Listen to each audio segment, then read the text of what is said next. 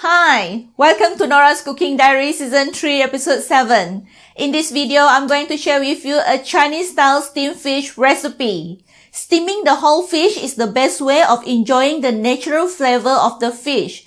The added spring onions, ginger, red chili, and coriander leaves complement the dish with freshness and beauty.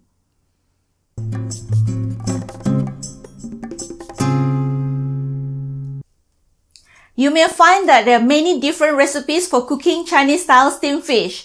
In this video, I'm going to share with you a Hong Kong Cantonese-style steamed fish. There are several challenging tasks that many people may find in preparing this dish. Keep watching and I will share with you how I cook this Chinese-style steamed fish recipe and how I overcome those challenges.